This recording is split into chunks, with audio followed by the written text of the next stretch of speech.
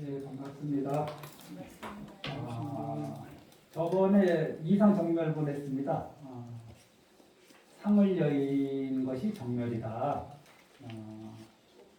그래서 상을 음리일체상, 음당, 일체상을 여인 것을 우리는 재불이라고 모든 부처님이라고 한다. 모든 부처님의 경지가 뭐냐? 일체상을 여였다. 이게 이제 금강경에서 더러 부처님의 경계에 대해서 한 번씩 말씀하시는 게 있어요. 물론 재상이 비상임을 알면은 깨달으면은 열애를 본다고 하지만 그건 열애의 자리죠. 마찬가지로 여기서도 일체상을 여인면은 그것이 부처님이다. 그래 앞에서는 아상이 없어야 된다. 아상이 없다. 이제 이렇게 했는데 재상 비상에서 답을 다 주셨어요. 아상을 없애라 하니까 아상이 있구나 생각할까봐 아상 역시 상이 아니다. 이렇게 이제 한 번 더 갈래를 쳐주시고 또 토론해 주시는 거죠. 그 자체를. 이 금강경은 좀 예를 들면 지금 이상정멸론을 했는데 상을 여면은 정멸이다. 부처다. 그러고 나서 이러한 말씀이 있고 우리를 그러한 상을 여의게 하도록 도와주는 이 경전이 그만큼 위대하고 대단하다. 그래서 경을 지니는 경을 수지하는 공덕이 매우 크다. 그게 이제 15분이고 이상 정멸분에서 연결된 거예요. 비유로서. 그 다음에 또 이러한 상을 여의면은 또 이런 상을 여의게 하는 이런 금강경의 가르침을 수지독성하면은 업장까지도 바꿀 수 있다. 업장도 맑게 할 수 있다. 그래서 15하고 16은 이 이상정멸분에 대한 비유로서 설명하는 내용입니다. 그래서 상을 여의면 부처다. 그래 그러한 재불이 나오는 이 경전. 재불이 이 경전에서 나온다고 했잖아요. 모든 부처님과 법이 이 경전에서 나온다 했으니까 그 다음에 당연히 이제 경을 지니는 공덕이라고 이제 양수명태자가 말씀하셨습니다. 173쪽 보면은 경전이 내용이 나오는데 바로 비유가 나와요. 그래서 저는 이 양수명태자가 이렇게 글을 나누었지만은 어디를 한번 보시냐면은 168쪽 보세요. 이게 15분이 경을 수지하는 공덕이잖아요. 169쪽 한번 같이 읽어보겠습니다. 수보리야 다음 세상에서 만약 어떤 선남자 선녀인이 능히 이 경을 받아들이고 읽고 외우면 곧 열애는 부처의 지혜로서 이 사람에 대하여 다 알며 이 사람을 다 본다. 이 사람은 한량없고 가없는 공덕을 남김없이 성취하리라. 그리고 173쪽 보세요. 그 다음에 이제 예를 들면 이 글에 대한 예시라고 저는 보는 겁니다. 그래서 이 이상정멸문의 마지막 부분이 만약에 저보고 제목을 지으라고 문단을 끊으라 하면은 저는 요 금방 읽은 부분을 요 직영공덕분으로 끊었을 거예요. 직영공덕분으로 옮겨놨을 거예요. 제가 만약에 하라고 하면. 수보리야 만약 어떤 선남자 선여인이 오전에 항아의 모래수와 같은 많은 몸으로 보시하고 낮에 또 항아의 모래수와 같은 몸으로 보시하고 저녁에 또한 항아의 모래수와 같은 많은 몸으로 보시해서 이렇게 하기를 한량없는 백천만억 법 동안 몸으로서 보시하더라도 만약 다시 어떤 사람이 이 경전을 듣고 믿는 마음이 거슬리지 아니하면 그 복은 앞의 복보다 훨씬 뛰어나느니라. 그런데 하물며 이 경전을 쓰고 출판하여 받아들이고 읽고 외워서 널리 여러 사람에게 해설하여 주는 일이겠는가. 그래서 이 앞에 다음에 금강경을 읽으실 때 이상정멸분 다 읽고 좀 쉬자 하지 말고 또 15분을 읽을 때는 요 마지막 거 있잖아요. 169쪽 수보리야 다음 세상에서 만약 어떤 손남자 선녀인이 능히 이 경을 받아들이고 읽고 외우면 이게 바로 지경공덕분에 대한 내용이다. 그리고 그 다음은 항상 금강경은 어떤 말씀을 하시고 비유로서 설명해 주시잖아요. 그래서 상을 여기면 정멸이다 하고 그러면 그러한 가르침과 모든 부처님이 이 경에서 나왔으니까 이 경을 수지한 것이 얼마나 복이 되겠는가, 공덕이 많겠는가. 그래서 이 이산정멸부 끝에 놔도 되는데 직영공덕분이라는 제목을 이왕 지을 거면은 이 부분을 별로 좀 땡겼으면 어떻게 하냐, 어떨까 하는 제 개인적인 생각입니다. 그래야지 좀 우리가 글을 읽기가 좀 수월하지 않겠나. 근데 비유가 훨씬 심각해졌어요. 그전에는 몸 바깥에 있는 물건들인데 이제는 내 몸을 보시하는 거잖아요. 그것도 뭐 한 번이 아니라 아침에, 점심에, 저녁에 이렇게 보시하는 게 어마어마한 가보를 불러오죠. 만약에 이렇게 보시할 수 있다면은 그 가보는 뭐 우리 인간으로는 상상할 수 없는 그런 각오를 가질 겁니다. 하지만은 그것이 깨달음으로 인도하지 않는다는 것이 이제 부처님께서는 그 복이 크지 않다라고 얘기하는 거예요. 세관법에서는 어마어마한 복이죠. 우리가 기부천사라고 하는 유재석 같은 경우도 있잖아요. 그 사람은 복 많이 받을 겁니다. 복 많이. 기부천사라고 해서 부처가 되지는 않거든요. 그분이 이 재물보시가 부처가 되는 길은 무주상일 때 그때 가능한 겁니다.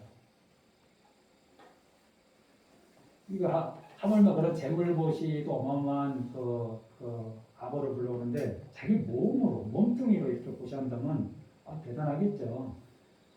그래서 여기 뭐라고 되어 있냐면은 어떤 사람이 이 경전을 듣고 믿는 마음이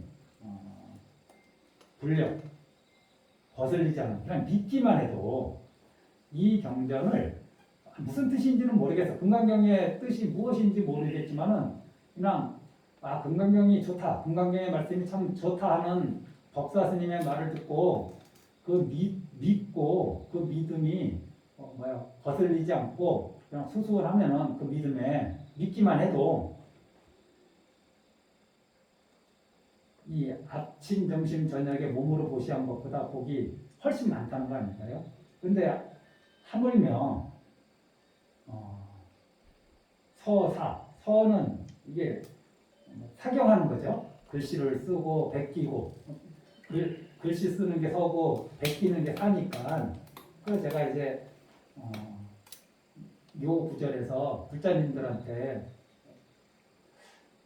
매일 금강경을 사경하는 건 어렵더라도 한 주에 그번에 그 주에 나간 내용만이라도 좀 사경해 보라고 하는 게 그래서 제가 읽고 말씀드린 겁니다. 사경을 하고 계신지 모르겠지만은 믿기만 해도 그 공덕이 그 몸으로 모시한 것보다 훨씬 크다고 하는데 하물며 이 경전을 쓰고 출판하고 받아지니고 읽고 외워서 널리 사람들에게 해설하여 주는 일이 되겠는가. 이게 이제 지경 공덕분이죠. 특별하게 더 설명할 거 없습니다. 이거는 이제 앞에 이산정멸로 마지막에서 이 경을 숙지하는 공덕이 어떠냐에 대해서 설명하시고 이제 비유로서 말씀하신 거니까 175쪽 스보리아 요점만을 말한다면 이 경은 상상할 수도 없고 설명할 수도 없고 끝도 없는 공덕이 있느니라. 열애가 대승의 마음을 낸 사람들을 위하여 이 경을 설하며 최상승의 마음을 낸 사람들을 위하여 이 경을 설합니다. 이게 이 앞에 내용에 뭐가 있었냐면 보살은 일체 중생의 이익을 위하여 보시하라는 말씀이 있었습니다. 그거 기억나시는 거예요? 일체 중생의 이익을 위해서 보시해라. 기억 안 나나? 어디 있었지?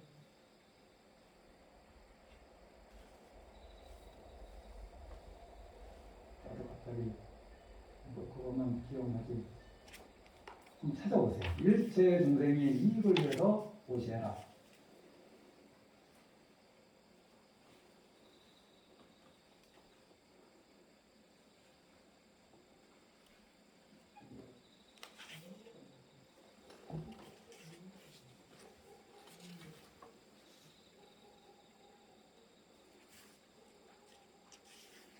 자, 163쪽.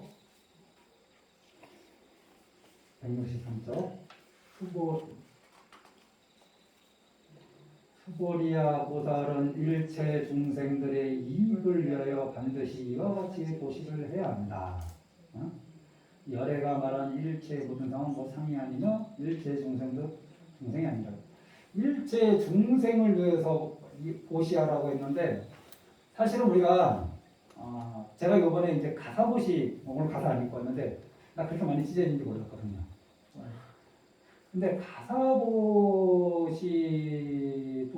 여기서 얘기하는 이제 보시인데 금강에서 얘기하는 제보시죠. 그게 정말 일체 중생을 위한 보시인가? 나와 가족을 위한 보시인가? 나를 위한 보시인가? 부처님은 이 금강경에서 대승심이나 최상승심이 무엇이냐? 일체 중생을 위한 그 마음이 있을 때 그거를 대승의 마음이라고 하고 최상승의 마음이라고 하는데 저한테 가사보시 하셨을 때 저는 가사보시 한 분들을 제가 이렇게 뭐 이렇게 낮추라고 얘기하는 게 아닙니다. 우리의 그 보시의 현실을 얘기하고 거기서 조금 업그레이드 하자는 의미로 말씀드리는 거예요. 우리 가족 이름으로 보시합니다. 고맙죠. 그 마음이 감사하죠. 그럼 이 보시는 누구를 위한 보시입니까? 가족을 위한 보시가 되는 거죠. 우리 가족의 무탈함을 위한 보시가 되는 거죠. 절에서 하는 어떤 것도 부처님을 위해서 무엇을 한다. 일체 다른 중생을 위해서 무엇을 한다. 라는 그 마음이 있다면은 대승보살이라고 최상승보살이라고 할 수 있는데 항상 거기에는 무엇이 끼어드느냐? 자기 중심적인 그 마음이 항상 끼어들죠. 그래서 나를 위하는 마음이 없으면은 중생은 동력이 사라져요. 움직이는 동력이 사라져요. 자기를 위한다는 그 마음이 없으면 보살은 남을 위한다는 동력이 없으면 움직이질 않아. 대신 남을 위한다는 그 마음이 있어야지 움직이는 거죠. 보살은. 이게 대승보살과 범부의 차이라고 생각합니다. 저는. 나를 위해서 움직이는 거예요. 중생은. 나를 위해서. 설령 겉모양은 남을 도와주는 모양을 취하고 겉모양은 내 주머니에서 돈이 나가서 저 사람한테 건너가는 모양을 취하더라도 이건 전부 다 나를 위해서 하는 거예요. 하지만은 보살은 자기를 위해서 무엇을 하는 게 아니잖아요. 그래서 이 최상승자설, 대승자설 할 때 이 앞에 내용 대승이 뭐고 최상승이 뭐냐? 일체 중생을 위하는 마음으로 보시하는 그 마음이 대승심이지 다른 게 대승심이 아니다. 금강경은 이것이 무엇이다라고 명확하게 손가락질로 이렇게 가르쳐주지 않는데 또 제가 이렇게 얘기하는 게 맞다고도 말씀드리기도 좀 힘들어요. 이런 말씀을 이 책에서도 하셨는지 안 하셨는지 모르겠는데 제가 조금 우리 불자님들이나 좀 죄송한 게 그냥 근래 금강경을 아주 잘 설화해 주시는 스님들 그냥 법문을 좀 듣고 와서 그분들이 얘기한 거 그대로 전해주면은 그것도 뭐 괜찮은 것 같은데 제가 좀 전달해드리는 그것이 좀 다른 스님들이 말씀 안 하신 것들이 좀 많아요. 그래서 좀 위험하기도 하고요. 불자님들이 좀 잘 가려서 들으셔야 되는데 어찌됐든 무엇이 대승의 마음을 낸 사람이고 무엇이 최상승의 마음을 낸 것이냐 그냥 이 가사보시 하나로 제가 설명을 드린 겁니다. 일체 중생을 위한 보시가 과연 나는 보시를 참 많이 하셨을 거예요. 절에서 절에 신행생활을 참 많이 하셨을 거예요. 그런데 정말 나와 내 가족을 위한 마음 없이 보시하는 것이 과연 얼마나 많이 있는가. 응? 그것이 과연 대승 보살의 마음이고 대승 보살의 보시행이라 할 수 있는가. 한번 점검해 보자. 그런 의미입니다. 자기 점검하지 않을 거면 이 경전을 우리가 읽을 이유가 없죠. 177쪽. 또 자세한 거는 이 어른 스님이 자상하게 설명해 놓으셨으니까 좀 읽어보세요. 178쪽 또 읽어보겠습니다. 만약 어떤 사람이 이 경을 받아들이고 읽고 외우며 널리 많은 사람들을 위해 설한다면 열에는 이 사람이 헤아릴 수 없고 일컬을 수도 없고 끝도 없고 상상할 수 없는 공덕을 성취했음을 모두 알고 모두 보노라. 이러한 사람들은 곧 열애의 세상의 깨달음을 온몸으로 짊어진 것이 된다. 하담이라고 하죠. 한문으로. 왜냐하면 수고리야 만약 작은 법을 좋아하는 사람은 나라는 소견, 남이라는 소견, 중생이라는 소견, 수명에 대한 소견에 집착하여 곧 이 경을 듣고 받아들이거나 읽고 외우지 못하며 다른 사람들을 위하여 설명하여 주지도 못할 것이기 때문입니다. 현재 부처님이 조금 극단적으로 말씀하셨는데 아직 근본 이치를 보면 그렇지 않을까 싶습니다. 우리 부처님들이 좋아하는 스님상이 어떤 것이냐? 고요한 산에 파묻혀서 세속일에 관심 갖지 않고 오로지 자기 수행하면서 여법하게 사는 스님들 좋아하실 겁니다. 그리고 이렇게 살다가 이제 한생 가시면 한생 가셨다고 가서 향사르고 돈 놓고 절하고 금강경 독송하고 이렇게 오는 거잖아요. 그런 분들의 삶을 제가 뭐라 하는 게 아니라 이 대승은 그러니까 이 소법이라 했죠. 소승에서는 어느 정도 공부를 한 다음에 전도를 나가거든. 자기가 아무것도 모르는지 전도할 수는 없잖아요. 근데 대승은 자기가 아는 만큼 중생을 도와주면서 그것을 또 수행 삼아서 같이 나가는 같이 앞서가려고 하지도 않고 같이 나가는 거죠. 동사섭이라 하지 않습니까? 나랑 비슷한 사람이거나 아니면 아직 조금 아직 인연이 없는 사람들 그 사람들에 대해서 아이고 내가 무슨 자격이 있어서 내가 아직 내 공부도 다 정리하지 못했는데 내가 무슨 이런 말하면서 동생들을 부처님 법으로 인도해야 될 인연이 있어도 인도하지 못하는 경우가 많거든요. 그게 겸손함이라고 할 수도 있고 또는 내가 아직 자격이 없어서 이게 바로 아상이다. 이것이 바로 아상이 아니면 무엇이 아상이겠어요? 내가 개울을 건너는데 꼭 이 개울에 대해서 완벽하게 다 알아야지 저 사람의 손을 잡아줄 수 있는 거 아니에요? 그냥 같이 건너자고 손 내밀 수 있는 거거든요. 그럼 그 사람이 혼자 힘으로 건너갈 수도 있는 거고 나랑 같이 손잡고 건너갈 수도 있는 거고 아이고 나도 내 힘으로 저 개울을 다 건너가지 못하는데 뭐 같이 건너가자고 할까. 이래서 상대방에 대한 그 마음을 접는 거 그걸 금강에서는 이제 아상이고 악견이고 인견이고 중생견이고 수자견이라고 이렇게 네 가지 중에 어떤 거에 하나 걸려든다 이거죠.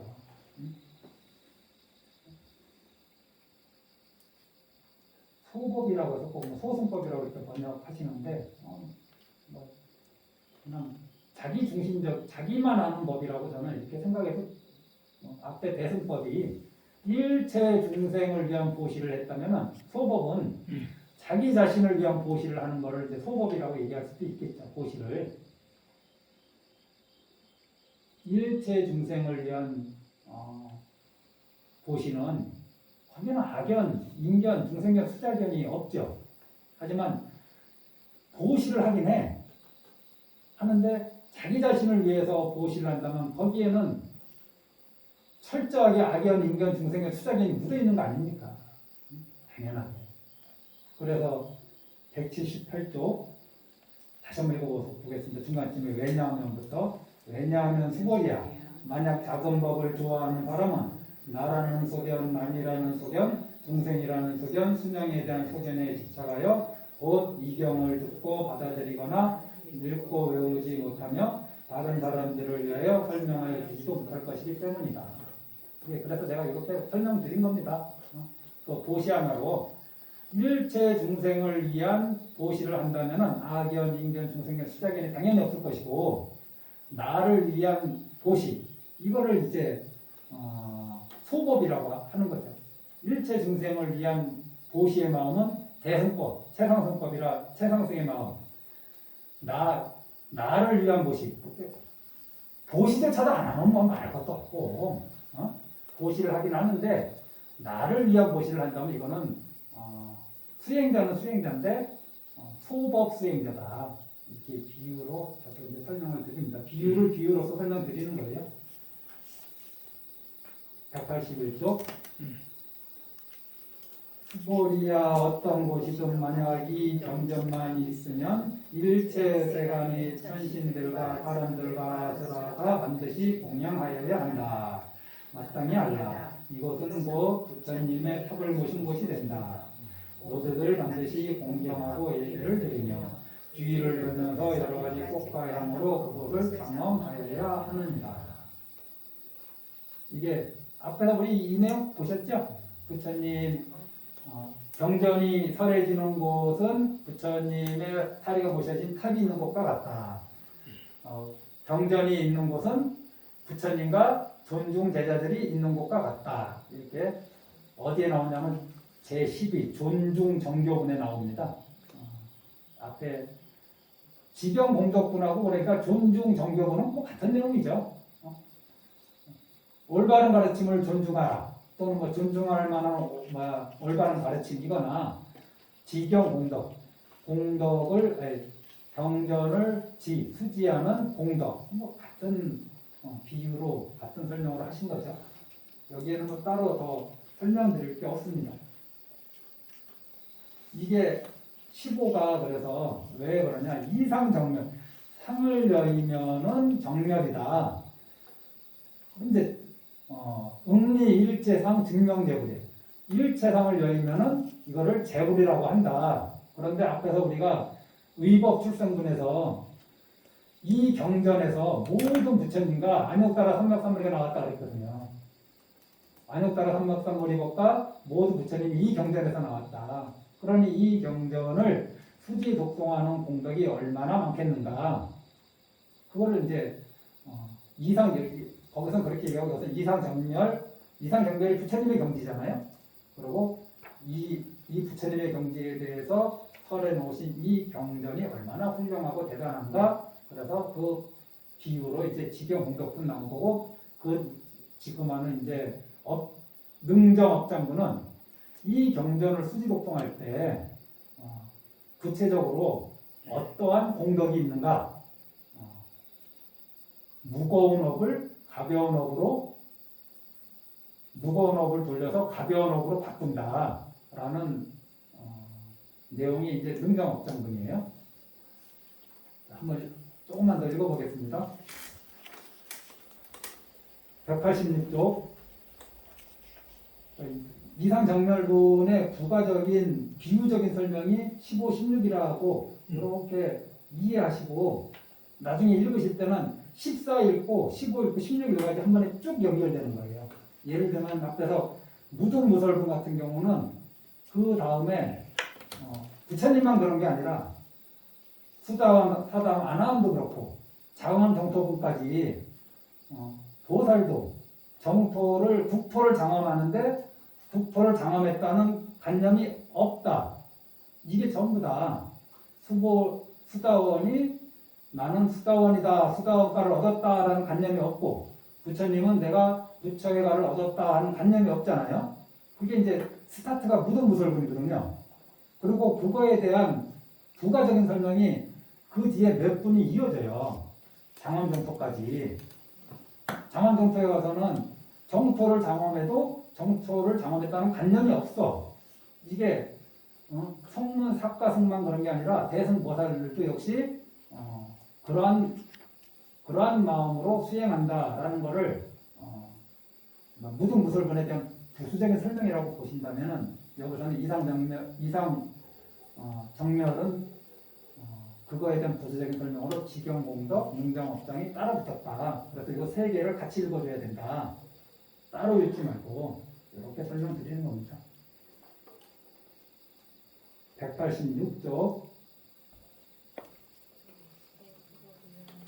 또 수고리야 선남자 선녀인이 이 경전을 받아들이고 읽고 외우는데 만약 남에게 업신여김을 당한다면 이 사람은 전생의 죄업으로 반드시 지옥이나 악이나 축생에 떨어질 것이지만 금생에 남에게 업신여김을 당함으로써 전생의 죄업이 곧바로 소멸하고 반드시 세상의 깨달음을 얻게 되느니라. 자, 한 페이지 더 넘기세요. 189쪽. 수보리야 내가 기억해보니 과거 한량없는 아성직업 연동 부처님 이전에 800~4천만억 나이파의 부처님을 만나 뵙고 한 번도 빠짐없이 모두 다 공양을 올리고 받들어 섬겼느니라. 만약 다시 또 어떤 사람이 앞으로 오는 말세에 이 경전을 받아 지니고 읽고 외운다면 그가 얻은 공덕은 내가 저 많은 부처님께 공양한 공덕으로는 100분의 1에도 미치지 못한다. 1000만분의 1에도 미치지 못하며 어떤 산수와 비로도 능히 미치지 못하느니라. 하나 더 읽겠습니다. 191쪽. 한번 큰 소리로 같이 읽어보죠. 수보리야 만약 한 남자 선생이 이 다음 말세에 이 경전을 받아 지니고 읽고 외우는 이가 있으면 그가 얻은 공덕을 내가 만약 다 갖추어 말한다면 어떤 사람은 그 말을 듣고 마음이 곧 미치고 어지러워져서 의심하며 믿지 아니할 것이다. 수보리야 반드시 알라 이 명의 뜻은 상상할 수 없으며 그 과거도 역시 상상할 수 없느니라. 이 능정업장부는 제가 참 여러 번 밴드나 SNS 이런 데서 많이 소개해드린 내용입니다. 우리는 절에서 그런 경우를 종종 봅니다. 참 여법하게 기도하고 신행생활 하는데 자꾸 이상하게 사람들의 입방아에 오르고 사람들이 저 사람을 좋아하지 않는 거예요. 그리고 저 사람이 이렇게 참 불제자로서 열심히 살면은 집안도 좀 일어나고 애들도 좀 잘 되고 뭐 여러 가지로 좀 잘 풀려야 되는데 사는 꼬라지가 별로 좋아 보이지도 않고 집안은 얼핏 얘기 들으면 엉망인 것 같고 근데 뭐 절에 와서 이렇게 하는 거 행동 보면 여법하고 의젓하고 몰라 그런 거 보면 수위 찬탄하지 않고 배알이 꼴리는 거 자꾸 뭐라 합니다. 그런 분들한테. 그러면 이런 분들이 주위에서 그렇게 하는 거에 영향을 받고 거기에 맞대응을 하면은 머물지 말아야 될 곳에 머무는 거잖아요. 금강경 가르친대로 하면은 상대방이 자신에 대해서 험담하고 비난할 때 그 험담 비난에 머물 것인가 머물지 않을 것인가 험담하고 안 하고는 저 사람의 목이라 저 사람의 업이야. 저 사람이 그 업의 상속자가 될 거야. 그 험담 비난에 머물고 머물지 않고는 내 업이잖아요. 내가 결정할 수 있잖아요. 그래서 거기에 머무는 순간 금강경의 수지독송, 이 직영공덕구는 내용하고 똑같잖아요. 말은 틀릴 뿐이지. 이 경전을 수지독송하면은 어떻다 하는 직영공덕구하고 사실은 제목을 나눌 이유가 없어요. 그냥 직영공덕군 하나에 이거 다 들어가도 상관없어요. 그런데 머물지 말아야 될 곳에 만약에 머물게 되면은 이 경전을 수지독송하는 그 공덕을 얻지 못하겠죠. 당연히 그러한 자기를 이유 없이 근거 없이 미워하고 싫어하고 자기를 경멸하고 업신여기는 거에 초연하게 그러면서 저들에 대해서 자애심을 닦고 저희들에 대해서 연민심을 닦고 그러면서 자기 마음에서 일어나는 여러 가지 들끓는 마음에 대해서 평온심을 갖고 그 다음에 자기에 대해서 자꾸 뭐라고 시비를 붙이는 사람에 대해서 주의를 기울이지 않고 마음을 거두어 그쪽에 자꾸 놓지 않고 그러면서 업의 위치를 가난다면은 나는 머물지 말아야 될 곳에 머물지 않게 되는 거죠. 금강경의 말씀대로 한다면은 저분들의 저런 비난이나 험담은 공한 겁니다. 거기에 뭐라고 할 만한 것이 없어. 이 이치를 안다면 당연히 거기에 반응하지 않죠. 저 험담이 아니야. 그냥 세속에서는 험담이라고 하는데 제일의지에서는 험담이다 뭐다라고 할 것이 없어. 내가 저기에 머물 만한 것이 아니야 라고 해서 그냥 험담이 아님을 알고 그냥 거기서 벗어나면은 아무 일도 안 생기는 거죠. 그럼 금강경 수행자가 되는 거죠. 문제는 우리가 신행생활 하는데 집안일이 잘 안 풀리거나 좀 잘 되던 집이 푹싹 망하거나 아이고 저래 그렇게 오래 다녔는데 집안이 망했어. 저래 오래 그렇게 다녔는데 뭐 아들이 다쳤어. 저래 오래 다녔는데 뭐 남편이 이번에 뭐 암 수술해. 뭐 별의별 얘기들 거기다 다 갖다 붙이거든요. 그리고 저래 다녀도 소용없구나. 내가 지금까지 뭐 했나. 내가 지금까지 한 것은 무엇인가. 회의에 빠지고 이게 결국은 아까 제가 일체 중생을 위해서 부처님은 49년 동안 일체 중생을 위한 마음을 내라고 했는데 절에 30년 40년 다니면서 한 번도 일체 중생을 위한 마음을 내보지 못하고 항상 자기를 위한 마음만 낸 거예요. 모양은 저를 위하고 스님을 위하고 신도를 위하는 거지만 그것이 전부 다 자기 자신과 자기 자신의 가족을 위한 마음으로 낸 거라는 거죠. 그것이 소법이죠. 소법을 닦는 사람이죠. 대승 최상승의 마음이 아니죠.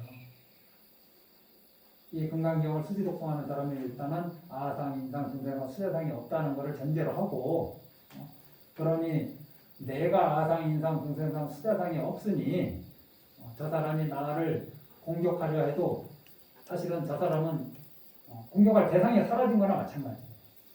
더 나아가서 저 사람 역시 상이한 저 사람도 저 사람이라고 할 것이 없다라는 것을 안다면은 거기서 이제 시비가 금강경에 가르치면서는 더 이상 문제가 생기지 않고 그 자리에서 요번 이 사람이 나를 비난하는 거를 지혜롭게 잘 대처하는 걸로 끝나는 게 아니라 이렇게 대처함으로써 내가 과거 전상에 삼억대에 떨어질 만한 큰 악업을 지었던 게 요것으로 상쇄된다. 이것이 왜 그러냐. 뒤에 가면은 이 사람이 안옥따라 삼각삼벌을 얻을 것이라고 금강경 수행 가르친 대로 하면 안옥따라 삼각삼벌을 얻을 것이라고 얘기했잖아요. 그러면은 윤회가 끝나는 거거든요. 이거는 제가 한번 저번에 말씀드렸어요. 요번 생에 제가 만약에 공부해서 윤회를 끊는 공부를 수행을 완성하잖아요. 그럼 다시 이 3계에서 업의 인가에 놓이지 않잖아요. 하지만 제가 이전에 100%짜리 인생을 산 게 아니잖아요. 전생에도 100%짜리 인생을 산 게 아니고 요번 생도 100%짜리 인생을 산 게 아니고 내가 저질러 놓은 일들이 있어요. 이거를 요번 생에 다 받아내야 돼요. 사실은 내가 요번 생에 깨닫잖아요. 그럼 요번 생 이 육신이 흙으로 돌아가기 전에 수백 생 동안 쌓아온 업을 요번 생에 한 생에 다 받아내야 되는 거예요. 사실은. 그런데 그걸 다 받으려고 그러면은 답이 안 나오지. 근데 깨달은 분들, 이 아공, 법공을 깨달은 분들한테는 이 금강경에 가르치면서 뭐라고 얘기하냐면 무거운 걸 돌려서 가볍게 해서 받는다 이거예요. 무거운 걸 돌려서 가볍게. 그래서 이번 생에 다 받아낼 수 있는 거예요. 삼억도의 악업까지 다 받아낼 수 있는 거예요.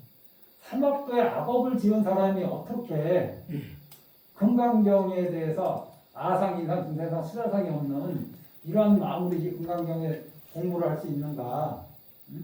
삼학도에 악업을 지은 사람이 이 사람이 삼학도에 악업을 짓는 거는 찰나고 수많은 생 동안 부처님 처소에서 성문을 심었다. 이전에 부처님 처소에 성문을 심었다는 말 나왔죠? 그게 그 성분이 무엇이냐?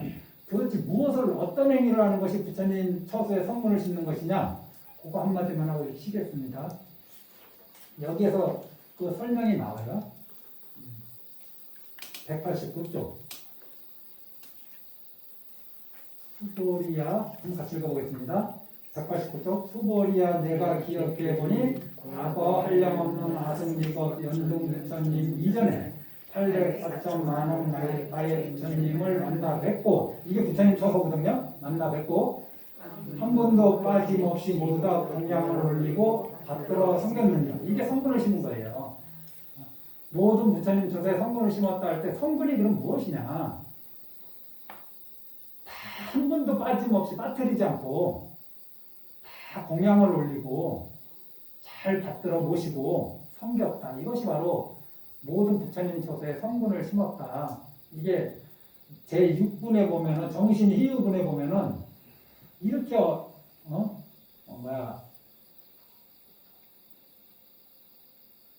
사국의 첫 번째 범서유상 계시어망 약견대상 비상 축견열애 하니까 아이고 부처님 이렇게 어려운 법을 과연 누가 믿겠습니까? 그러니까 그런 말 하지 말아라. 후 500세 중생이라도 복을 닦고 개를 지키는 이가 이 부처님의 가르침을 들으면 이러한 마음을 낼 것이니, 왜냐하면은 이 사람은 수많은 부처님 처소에 성분을 심었다라는 그 법문 기억나죠? 그때 그 성분에 대해서 제가 지나가는 식으로 한번 말씀드린 적이 있는데 그 성분을 요거 보고 말씀드린 겁니다. 무엇이 성분을 심는 거냐? 모든 부처님께 한 번도 빠짐없이 공양하고 받들어 섬기는 거. 그거를 한문으로는 뭐라 그러냐면은 189쪽 위에서 두 번째 줄 실계 공양 승사예요. 모두가 실자도 모두고 개자도 모두라는 뜻이거든요. 공양한다. 저 부처님께 모두 공양하는 거죠. 그 다음에 승은 그게 받드는 거죠. 사는 섬길 사자. 모든 부처님께 공양하고 받들고 섬기는 거죠. 그러면서 공가자, 허투루 지나간 분이 한 분도 없어. 이게 바로 모든 부처님 처소에 성분을 심은 거다. 우리도 저는 그렇게 생각합니다. 여기 계신 불자님이나 저나 과거 한량없는 부처님 처소에 성분을 심었으니까 이번 생에 이렇게 금강경을 이 시간에 공부하고 있지 않나. 그리고 저는 많은 불자님들이 백중 때 영가 전에 금강경을 많이 읽어주시는데 좋죠. 앞에서 무슨 말씀이 있으셨냐면은 이 내용을 알지 못해도 신신불력 믿기만 하고 거슬리지만 않아도 아침, 점심, 저녁에 몸으로 그 수많은 세월 동안 보시한 것보다 복이 많다 그랬거든요. 무슨 뜻인지는 몰라. 하지만은 이 금강경을 믿고 거슬리지 않는 마음만 가져도 이 아침, 점심, 저녁으로 이 몸을 보시한 것보다 복이 많다. 하물며 사경하고 수지독성하는 그 복이겠습니까? 그건 훨씬 더 많다는 것이겠죠. 그래서 이 영단 앞에 앉아서 영단님들에서 금강경 독성해 주는 거 저는 참 좋다고 생각합니다. 조금 아쉬운 거는 좀 이해하시고 하면 더 좋을 텐데 그게 정말 위타인설이 되는 거 아닌가요? 영가들한테 위타인설하는 게 내가 이해한 거를 읽어드리는 거잖아. 이해한 만큼.